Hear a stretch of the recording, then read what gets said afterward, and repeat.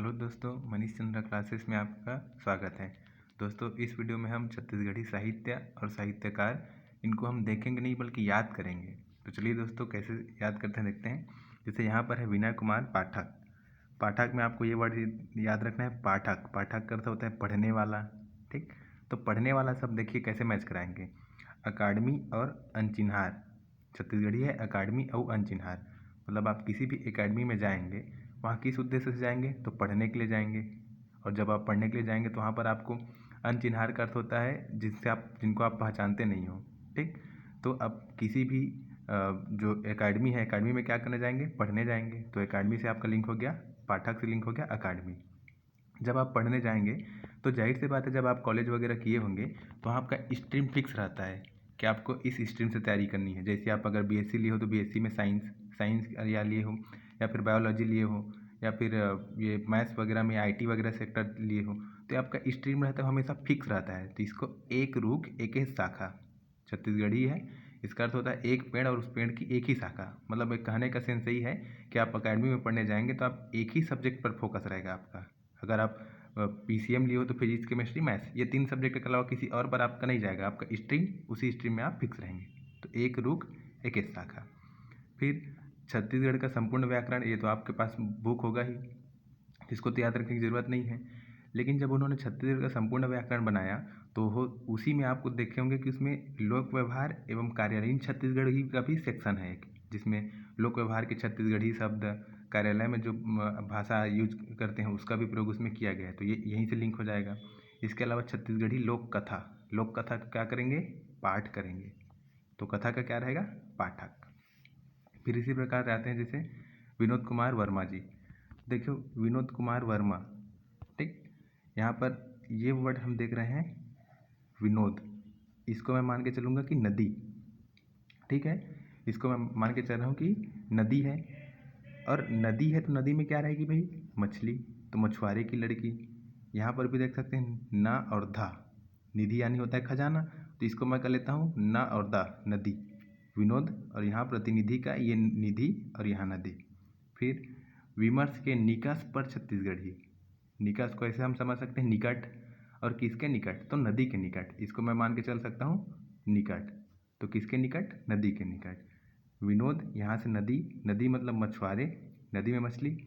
निधि से नदी, विनोद, दोनों आपस में जुड़ रहे हैं। और निकष को मैं समझ लेता हूँ निकट, और किसके निकट, नदी के निकट। फिर जैसे यहाँ पर अगला सेक्शन है डॉक्टर पालेश्वर शर्मा जी का।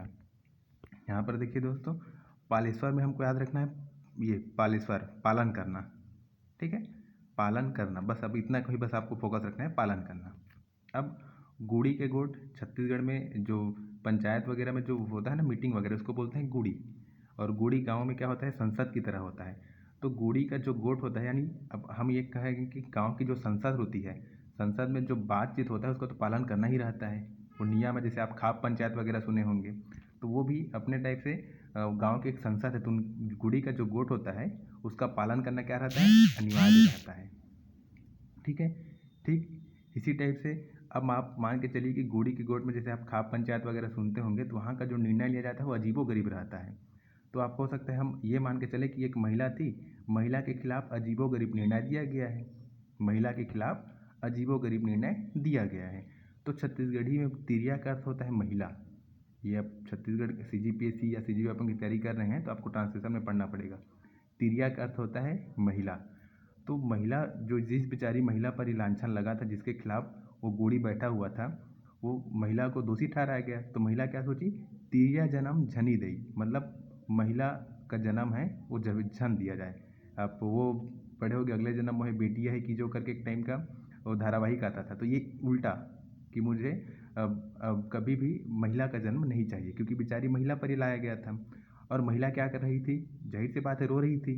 तो सुसक झन, रोते रोते जो सुसकते हैं ना, जो सिसकते हैं, उसको छत्तीसगढ़ी में होते हैं सुसक। तो सुसक झन कुर्री सुरताले, रो मत, थोड़ा आराम कर लो। सुरताले का अर्थ होता है आराम कर लो। तो एक महिला के ऊपर गुड़ी में गुड़ी में क्या चल रही थी, चर्चा चल रही थी।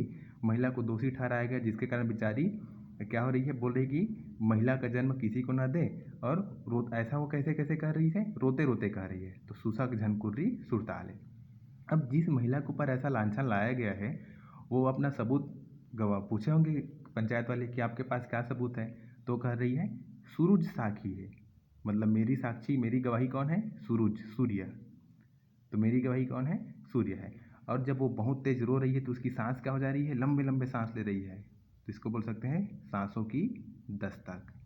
चूँकि गुड़ी है और गुड़ी में क्या चल रहा है? गोट चल रहा है।